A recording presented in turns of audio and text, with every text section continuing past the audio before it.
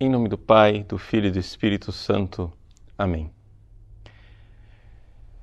Inspirai, ó Senhor, as nossas ações e ajudai-nos a realizá-las, para que em vós comece e para vós termine tudo aquilo que fizermos. Por Cristo, Senhor nosso. Amém. Santa Maria, Mãe de Deus, rogai por nós, em nome do Pai, do Filho e do Espírito Santo. Amém. Muito bem. Eu gostaria de gravar este vídeo, que na verdade gostaria de ser uma espécie de direção espiritual. Por quê?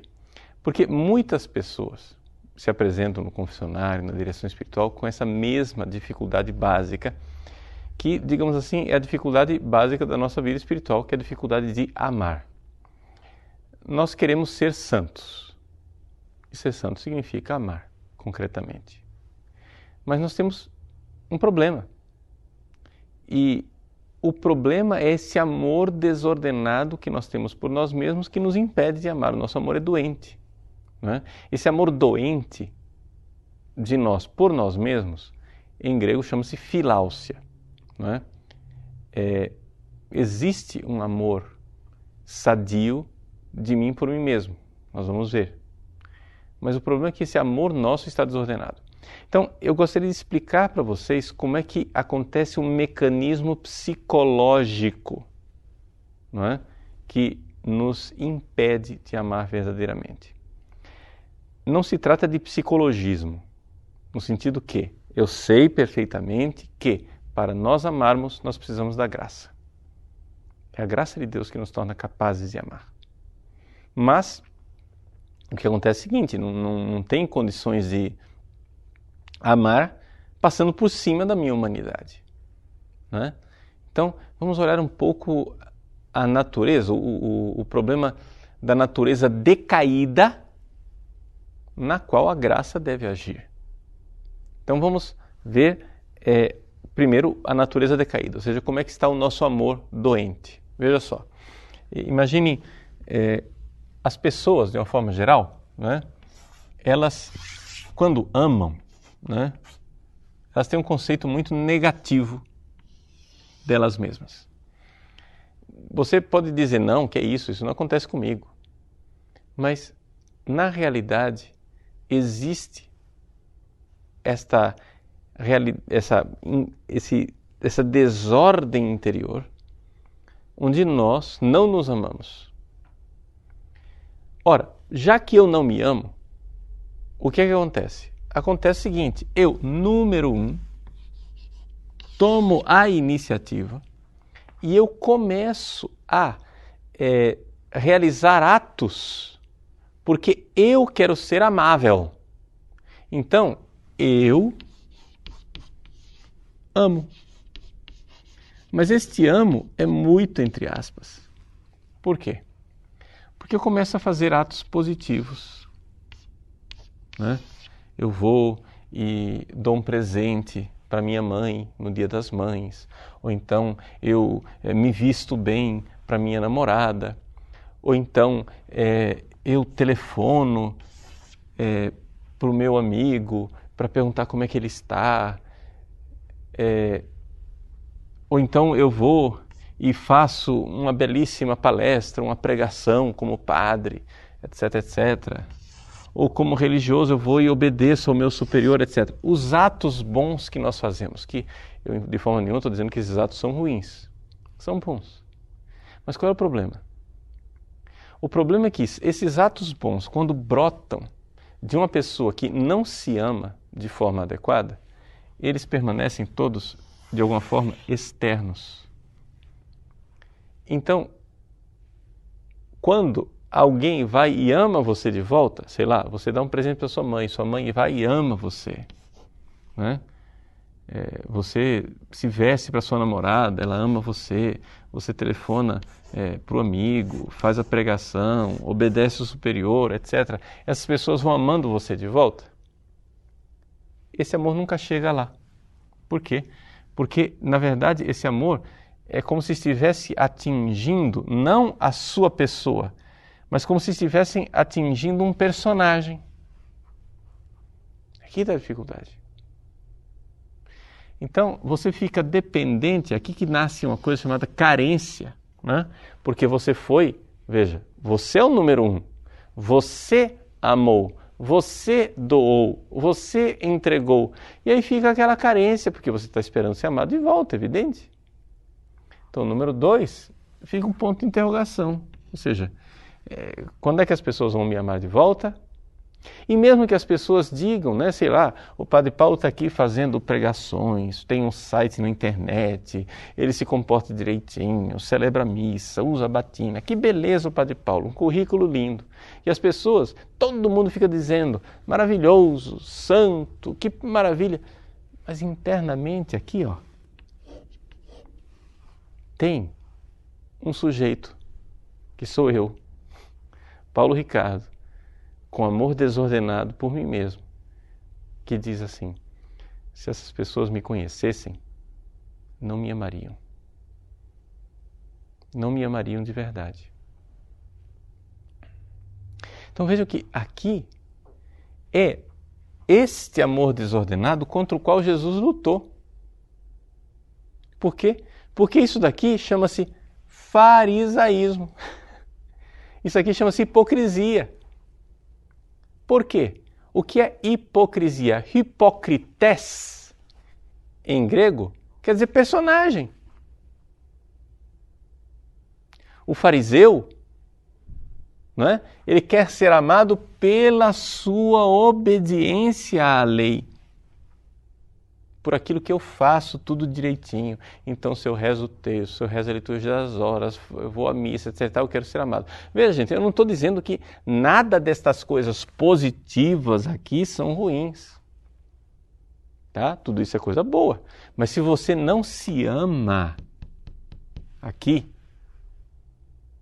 não é? E você está querendo comprar o amor, e isto vale também para o amor de Deus. Eu dei o exemplo aqui da sua mãe, sua namorada, etc, etc, amigos, etc.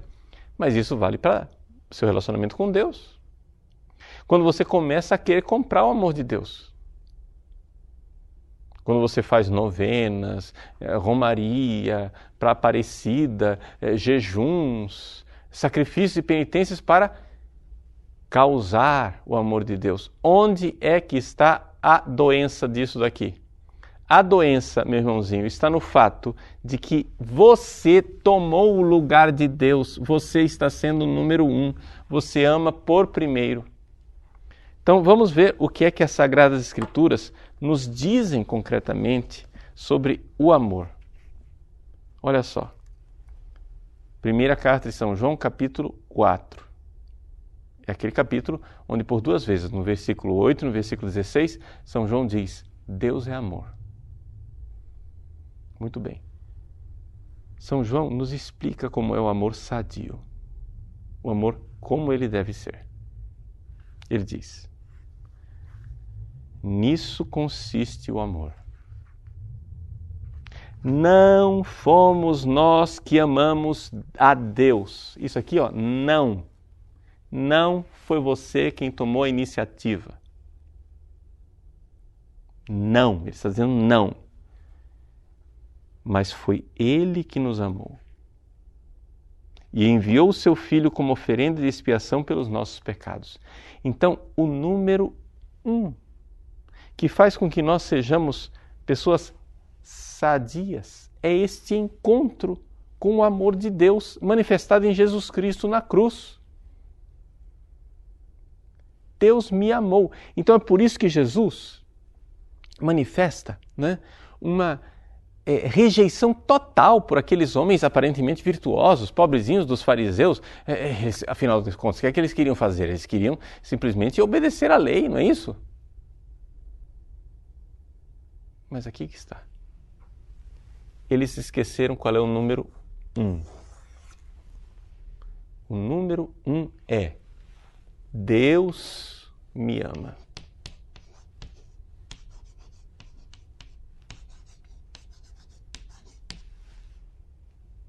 Aqui nasce o amor curado. E São João, essa ideia de que este é o número 1 é tão importante que ele repete constantemente isso, né? caríssimos, Deus nos amou assim. Aí lá para frente, versículo 19. Nós amamos porque Ele nos amou primeiro. Veja, de onde brota o nosso amor? Ele nos amou primeiro. Esse é o número 1. Vejam que aqui nós vemos claramente onde é que está a idolatria que faz com que nós sejamos desordenados psiquicamente. Você ama primeiro. Deus ama primeiro. Quando você, até mesmo no seu relacionamento com Deus, você quer amar primeiro, errou, já acabou, para por aí. Quando você se sente, pode até se sentir virtuoso, assim, sei lá, você vê, não, eu sou miserável, etc e tal, e na minha miséria eu vou amar Deus, aí eu vou, faço. Aí depois, quando eu estou com a cara linda, porque eu fiz os meus méritos, eu me apresento para Deus e digo, agora Deus pode me amar, porque eu estou confessado, depois de 40 dias de jejum, depois que eu estou há tanto tempo sem cometer tal e tal pecado, agora eu vou me apresentar para Deus com um belo currículo e digo, ama-me. Isso chama-se farisaísmo. Farisaísmo. Por quê? Porque você não é o número 1. Você não compra o amor de Deus. O número 1 é Ele me ama. Deus me ama. Aí o número 2, a pessoa pode dizer, o número 2, então agora eu vou e amo. Não, esse não é o número 2. O número 2 é o seguinte, eu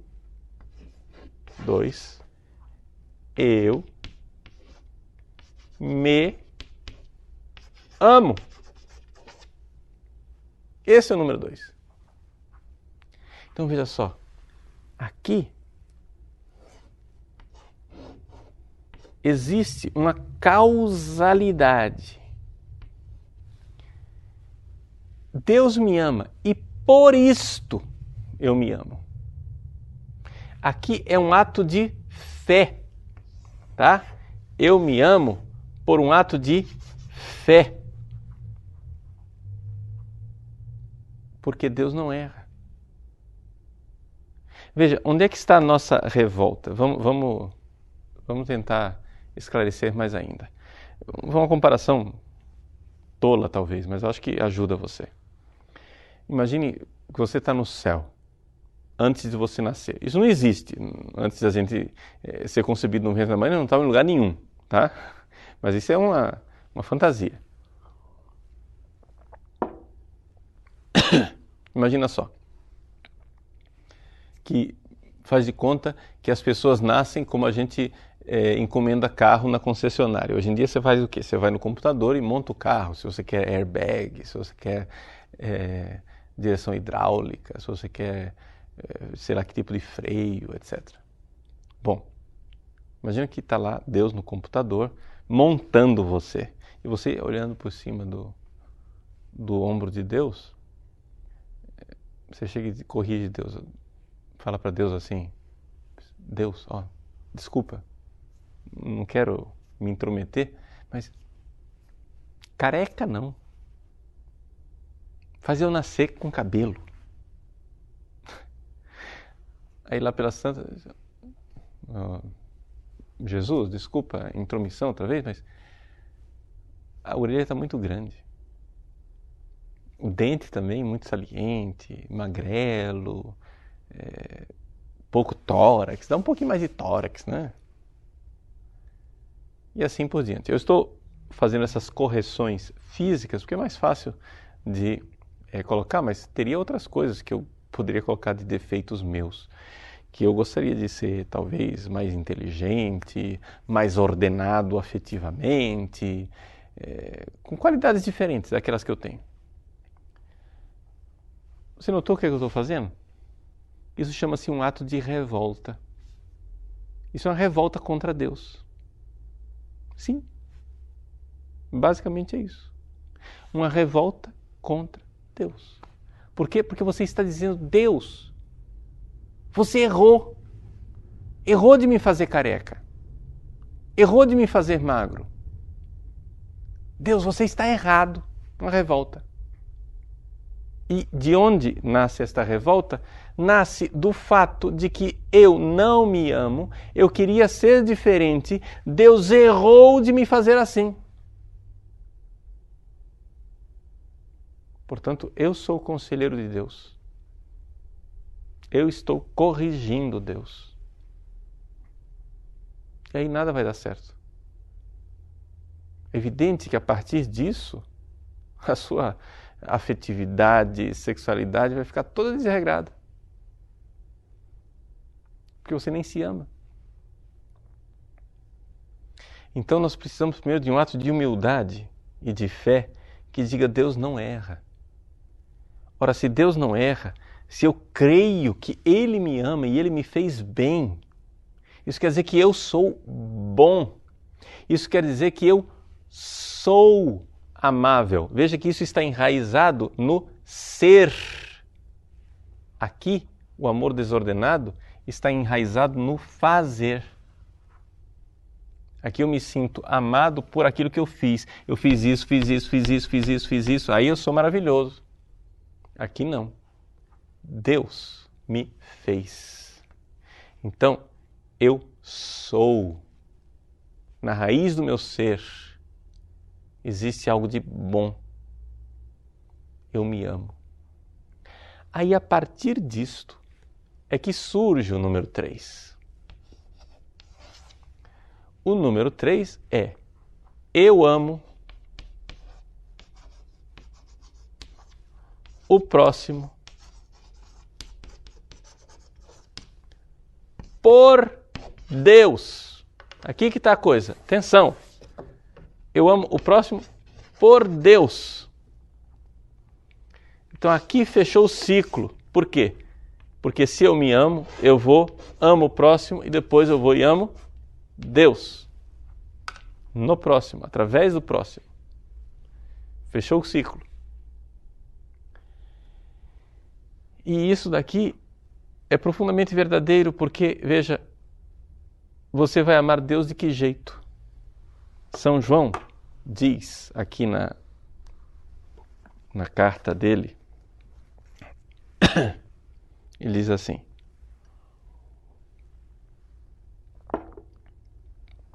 versículo 20. Se alguém disser amo a Deus, mas odeia o seu irmão, é mentiroso. Pois quem não ama o seu irmão, a quem vê, não poderá amar a Deus a quem não vê. E este é o mandamento que dele recebemos: quem ama a Deus, ame também seu irmão. Então, em nada aqui eu estou negando a vida espiritual, pelo amor de Deus. Você precisa rezar, você precisa estar com Deus, senão você não vai dar nem conta de amar o próximo, ok? Você precisa de uma vida verdadeira vida de oração, comunhão, sacramentos, etc. Não estou negando em nada a vida espiritual. Só que depois você tem que fazer o seguinte: você tem que derrubar o muro que existe entre a igreja e a sua vida lá fora. Então, do jeito que você se aproxima do Santíssimo Sacramento para amar Jesus, você tem que se aproximar do seu irmão para amar Jesus nele. Então, de onde é que vem? Aqui é a coisa fundamental. Vejam, o que é que eu tenho no meu coração, basicamente, para poder amar Deus, não é? Ora, se Ele me amou, número 1, através da cruz, e isso é fundamental, a cruz de Cristo é a manifestação deste amor de Deus eterno por mim. Então, o número 2, aquilo que nasce no meu coração é gratidão. Vejam que isto é completamente diferente de eu comprar o amor de Deus. Eu já sou amado, eu não preciso comprar o amor. Então, vejam como é fundamental na vida espiritual do cristão a Eucaristia. Gratidão, ação de graças. Então, eu me aproximo do meu irmão. Por quê? Eu me aproximo do meu irmão como gratidão a Deus. Eu não estou fazendo nada para merecer o amor de Deus. tá?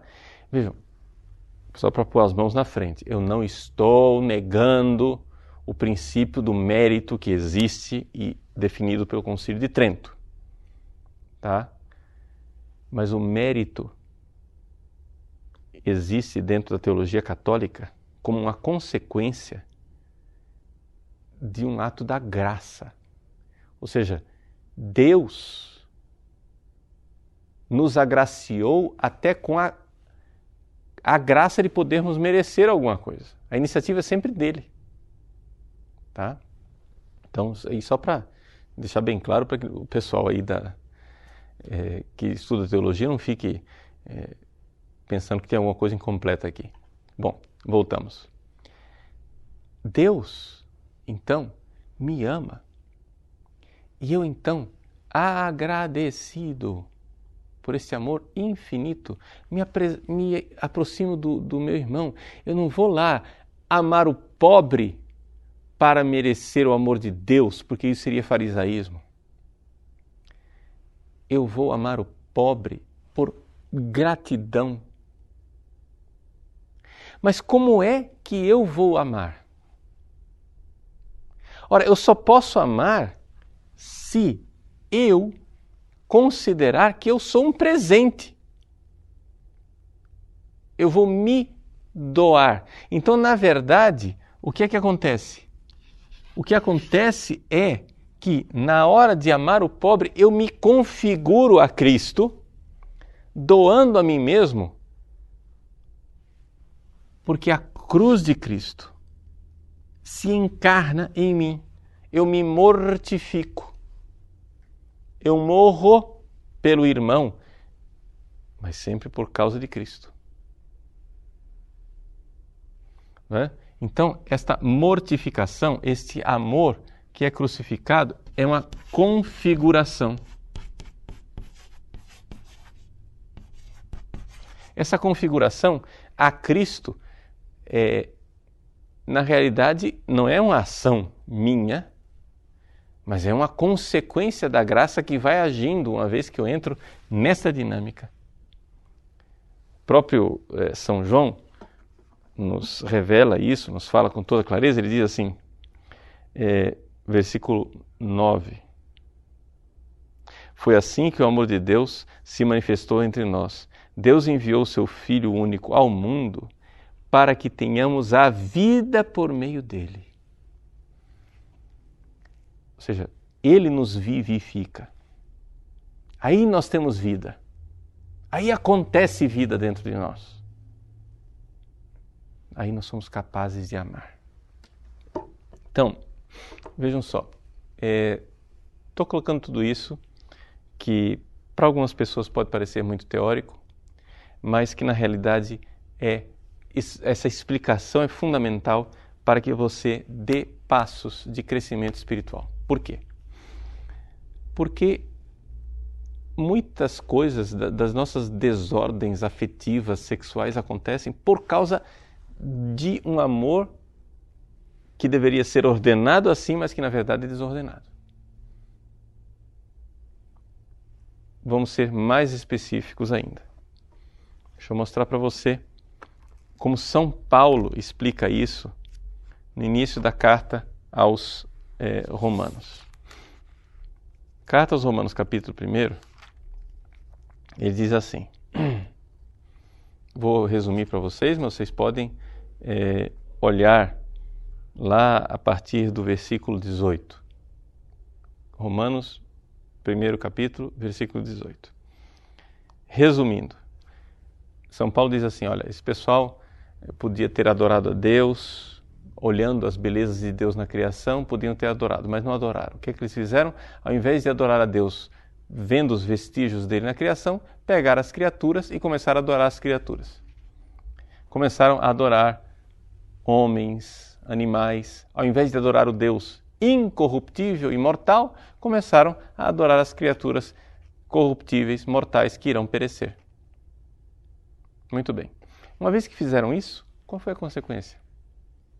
Vejam o que ele está descrevendo aqui. Ele está descrevendo uma coisa chamada idolatria. Qual é a consequência da idolatria? Não é? Por isso, versículo 24. Deus os entregou, dominados pelas paixões de seus corações, a tal impureza que eles desonram seus próprios corpos. Aqui vem a desordem sexual, não é? Tem as pessoas que, por exemplo, têm dificuldade com pornografia na internet. Veja, a pornografia na internet ou em qualquer lugar, a pornografia ela é sempre sexualidade desordenada. Você nunca vai encontrar, porque não é atraente. A sexualidade ordenada, como Deus a quis, não é atraente. E São Paulo viu isto. É interessante, é impressionante, não é? Como Deus inspira essa realidade. Ele diz assim: trocaram a verdade de Deus pela falsidade, cultuando e servindo a criatura no lugar do Criador, que é bendito para sempre. Amém. Então, é idolatria. Qual é a consequência? Por tudo isso, Deus os entregou a paixões vergonhosas. Aí veja. Tanto as mulheres substituíram a relação natural por relação antinatural.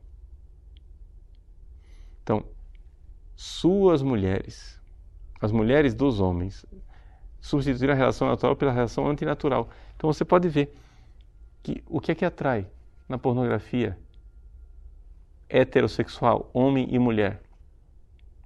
O sexo antinatural. Ou é a mulher que se depravou com uma prostituta, ou é a mulher que é a menininha casta que precisa ser violada, ou é a menina aparentemente casta que demonstra uma prostituta dentro dela.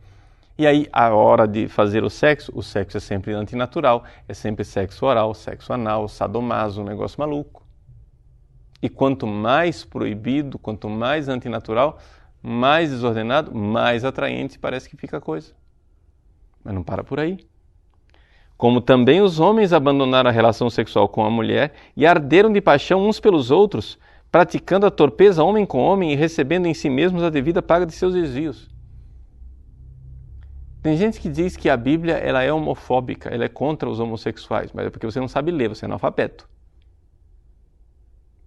Aqui está sendo criticado a relação antinatural do homem com homem, mas no versículo anterior se criticou a relação antinatural de homem com mulher. Isso quer dizer o seguinte: o sexo desordenado antinatural, ele é proibido, né? E a gente vê historicamente que foi exatamente isso. Quando, há 40 anos atrás, começaram essa festança de ter relações sexuais com a própria mulher sem querer ter filhos, e agora sexo virou então uma diversão, um parque de diversões, uma montanha-russa, né? Não tem mais nada a ver com família, não tem mais nada a ver com filhos, tem mais nada a ver com esposa, esposo. Aí o sexo virou diversão. Então o homem e a mulher começaram a ter o direito de ter sexo sem se abrir à vida. Começaram a ter o direito de fazer sexo contra a natureza. Abandonaram a relação natural. Consequência evidente daqui a pouco. Começa a relação antinatural também, homem com homem. Entende? Ou seja, o que a Sagrada Escritura condena é a relação antinatural fechada à vida. E isto vale não somente para os homossexuais. Vale também para você que é heterossexual. E que vergonhosamente se fechou à vida. Homofobia, você vai chamar isso? Não. Isso aqui chama-se a natureza do sexo criado por Deus. Mas por que eu estou tratando do assunto sexualidade? Não é por causa de um moralismo, para chegar e dizer, vocês agora têm que corrigir o problema sexual. Não. É para que vocês vejam o quanto a nossa capacidade de amar é doente. Por quê? Porque cada um agora que não se ama entra numa dinâmica de criar um personagem sexual, amável, com grande desempenho sexual, e isso termina sendo destruição, autodestruição, sempre. Sempre. Assim, o relacionamento sexual vai se transformando em algo vazio, destruidor psiquicamente, destruidor fisicamente, porque as pessoas também vão se destruindo fisicamente, e, evidente, destruidor socialmente, porque as famílias também vão sendo destruídas e a sociedade por consequência. Então, infelizmente, Deus nos abandona à miséria dos nossos corações quando nós tiramos Deus do lugar. Mas o amor a Deus é um amor que nós temos por Deus e que Deus tem por nós. É uma realidade tão importante que ela coloca em ordem todo o mundo. Quando você tira Deus do lugar dele e coloca as criaturas no lugar de Deus, toda a sua vida espiritual se desordena. E aí começa a maluquice. Começa o vazio. Mas se você deixa Deus ser Deus, não é?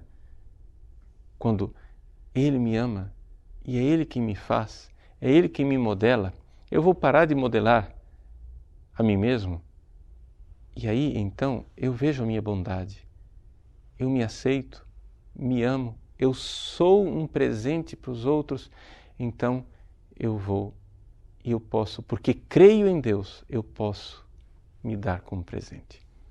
É aqui que nós vemos então aquilo que Santo Tomás de Aquino nos fala, que a caridade sempre tem um objeto formal que é Deus, é sempre por Deus, é por Deus. Eu amo Deus por causa de Deus, eu amo a mim mesmo por causa de Deus e eu amo o próximo por causa de Deus. E aí as coisas ficam ordenadas, tá bom? Então assim, essas são algumas reflexões para ajudar você na sua vida e na sua caminhada espiritual. Sendo bem prático, bom, na prática, uma meditação constante no dia a dia da sua vida sobre o amor de Cristo manifestado na cruz. E aí você se aproxima dos seus irmãos e vai amar. Você vai dizer, Jesus, a minha mulher não está merecendo o meu amor. O meu irmão não está merecendo o meu amor. O meu superior não está merecendo o meu amor. Esse pobre que está aqui, ou o meu filho, não está merecendo o meu amor. Mas você, Jesus, merece o meu amor. Por gratidão a você, e você se aproxima. Então você começa a amar e se entrega, se configurando a Ele. E você daqui a pouco vai descobrir que você iniciou dizendo, Ele não merece o meu amor, mas daqui a pouco você vai estar amando de verdade, porque vai estar amando em Cristo. Então, faça isso. Faça isso. Outro dia, atendendo a direção espiritual de um dos meus dirigidos, né? Ele já tinha aprendido alguma coisa disso tudo e ele disse para mim, padre, eu estou muito contente porque eu descobri o que é o sexo para Deus. Eu disse, o que foi que aconteceu? Olha, eu estava tendo relações com a minha esposa e no meio da relação comecei a chorar de alegria porque eu estava amando Jesus. Veja como as coisas vão ficando ordenadas.